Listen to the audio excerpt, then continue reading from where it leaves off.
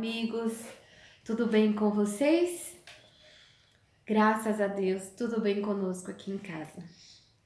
E hoje eu gostaria de fazer mais uma reflexão junto com você. E hoje a reflexão foi uma sugestão da nossa amiga inscrita no nosso canal, Marilda Lima. Quero agradecer a ela por essa indicação, né? E vamos falar um pouco sobre Raquel. E a Bia tá aqui do meu lado, né? Ela quis gravar junto comigo, dando esse apoio, né?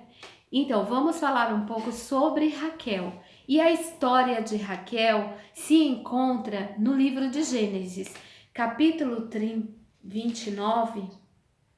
Nós encontramos essa história linda de amor. É uma história muito legal. Mas vamos conhecer um pouco mais sobre a Raquel, né?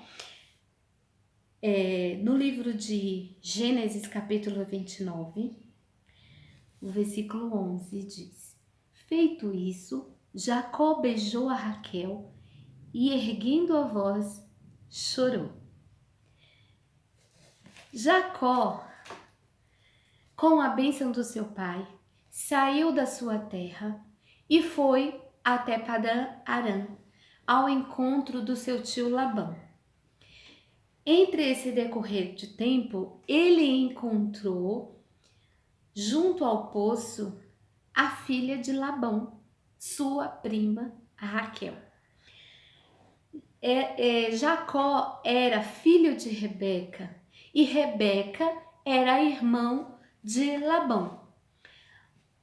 Quando Jacó estava próximo às terras do seu tio, ele parou em um poço e ali, obtendo informações sobre o seu tio, ele começou a perguntar se estava próximo, se alguém conhecia. E de repente, quem é que aparece próximo ao poço com as ovelhas do seu pai? A Raquel. E aí o Jacó encontra com ela e conta para ela que ele era parente do seu pai, pois era filho de Rebeca. E aí a Raquel corre até o seu pai e dá-lhe informações sobre o seu parente mais próximo. Antes disso, Jacó correu, tirou a tampa do poço e ajudou a Raquel, dando água para as ovelhas. Depois eles conversaram e ela foi até o seu pai Labão contar do seu parente, né? E o Labão foi ao encontro de Jacó. Conheceu ele e trouxe para suas terras. E Jacó ficou na casa de Labão. O tempo foi passando e Jacó foi gostando mais e mais de Raquel. E ele propôs para Labão trabalhar 7 anos pelo casamento dele com Raquel. E Labão imediatamente aceitou. O que acontece? Só que Labão não foi correto com o Jacó. No dia do casamento, né, ele deu bastante bebida para Jacó. E quando Jacó foi até a tenda, ao encontro da sua esposa, consumou o ato, mas ele percebeu que não era a sua amada. Não era a sua amada. E o que aconteceu? Labão enganou ele e deu a sua filha Lia como mulher de Jacó. E Jacó ficou muito irritado com o que o Labão fez com ele. Mas mesmo assim, como ele amava muito a Raquel, ele gostava demais de Raquel, ele propôs mais uma vez trabalhar mais 7 anos para casar com Raquel. E assim ele fez, né? Raquel, depois de 7 anos prestado serviço para o seu pai, Jacó, que amava muito a Raquel, se casou com ela. Raquel era muito muito bela, muito bonita. E acredito que quando eles se conheceram, Jacó já se apaixonou por ela. E ela imediatamente também, né? Praticamente se amaram ali quando se conheceram. E quando passou o tempo, foi aumentando mais este amor entre eles. Mas Jacó estava casado com Lia também. E passando o tempo, nada de Raquel ter filhos. Ela queria muito dar filhos para, para Jacó. E em Gênesis 32, a gente vê até uma expressão dela dizendo: dai-me filhos, senão morro, brigando com Deus, contendendo com o seu marido, achando que aquela situação que ela estava vivendo não era uma situação boa para ela. E ela ficou com inveja da sua irmã, ficou chateada com o que estava acontecendo e ela queria muito dar filho para o seu esposo e não podia. Ela contendeu com seu esposo, né? E ele falou para ela: quem sou eu para te dar filho? Eu sou Deus, né? Eu te amo, eu já estou contigo.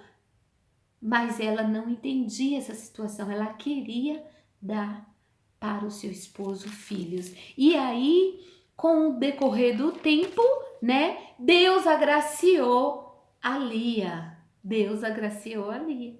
E ela teve filhos com Jacó. E nada da Raquel. E a Raquel ficou super chateada com tudo aquilo e foi atrás de mandrágoras, né, da própria Lia. Ela pegou as mandrágoras para solução do seu problema, porque ela queria acabar com aquela esterilidade dela. E ela tomou o suco daquelas mandrágoras para poder resolver. Ela não foi sábia, porque ela poderia ter procurado o Deus de Jacó. Ela poderia ter procurado um Deus que poderia agir em favor dela, que poderia solucionar o seu problema, mas infelizmente ela confiou na sua própria atitude, ela correu atrás do seu jeito, do seu modo e foi tentar fazer com que ela conseguisse o que ela tanto queria, que era ter filhos. E mesmo assim, ela não conseguiu. Aí Lia teve os seus filhos, né? Depois de um bom tempo, também as suas servas, que são concubinas delas, quando casaram, seu pai deu como serva, tanto a Zilpa, que era a serva de Lia, e quanto a Bila, que era a serva de Raquel. Também tiveram filhos e nada de Raquel. Até que um dia Deus se lembrou de Raquel. Deus se lembrou de Raquel e ela engravidou. Capítulo 30 de Gênesis 22 diz: lembrou-se Deus de Raquel, ouvia e a fez fecunda. Ela concebeu, deu à luz a um filho e disse: Deus me tirou o meu vexame. Tendo Raquel dado à luz, escolheu o nome de José. José foi o filho muito amado de Raquel. Depois dessa situação, Jacó resolveu voltar para a sua terra, né? Voltar para a sua terra. E no caminho, quando eles estavam de retorno para a sua terra, encontraram com o seu sogro, o sogro dele, o Labão, o tio dele, pai de Raquel e de Lia, foi ao encontro deles. E um fato impressionante que aconteceu por ele sair e ir atrás deles foi porque alguém havia roubado os seus ídolos. Um outro erro na vida de Raquel. E Jacó não sabia que tinha sido Raquel que havia feito isso. Então, O seu pai entrou na tenda da Lia, entrou na tenda de Jacó e entrou na tenda de Raquel. E ela enganou o próprio pai. Falou que não estava ali com eles. Mas os ídolos estavam dentro de uma sacola, debaixo do camelo, e ela sentada em cima, ainda mentiu para o pai, dizendo que estava naqueles dias, né? Nos dias que as mulheres sempre ficam, e não podia se levantar. Na verdade, ela escondeu o erro dela, né? Amadas, amigas, irmãs, todas que estão me ouvindo, Deus nos chamou para sermos vencedoras, vitoriosas em todos os âmbitos de nossas vidas. Deus quer nos fazer pessoas abençoadas, pessoas vitoriosas. Então, que possamos reconhecer nele esse senhorio e deixar todas as coisas nas suas mãos. Colocarmos todas as nossas ansiedades, os nossos temores, tudo que nós desejamos, colocar todas as coisas nas mãos do Senhor, que aí o Senhor irá fazer todas as coisas por nós, irá nos ajudar, nos abençoar e direcionar todas as coisas na nossa vida. Em momento algum pensamos em fazer do nosso jeito, de colocar as coisas do jeito que a gente acha que tem que ser, como Raquel agindo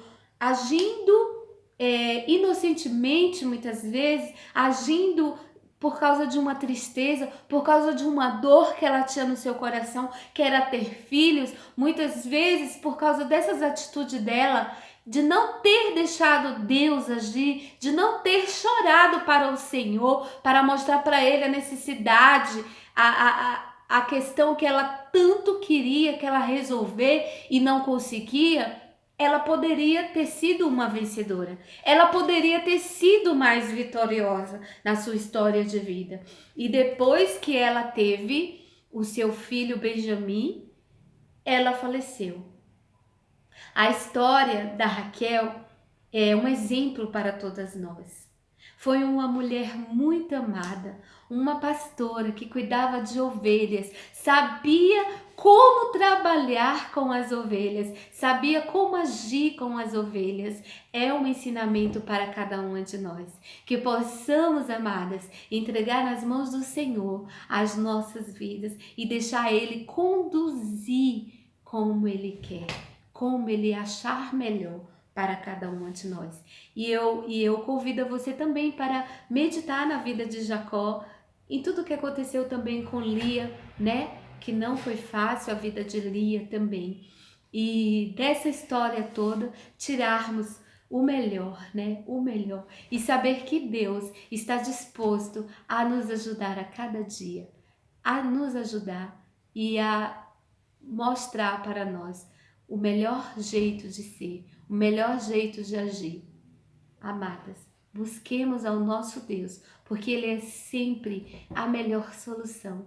Ele é poderoso para nos ajudar. Ele é poderoso para fazer muito mais do que queremos, do que almejamos ou mesmo do que pensamos. Ele pode fazer por amor de cada um de nós, né? E eu conversando com meu esposo, ele falou uma frase maravilhosa que eu tomei para mim e quero passar para vocês neste dia de hoje.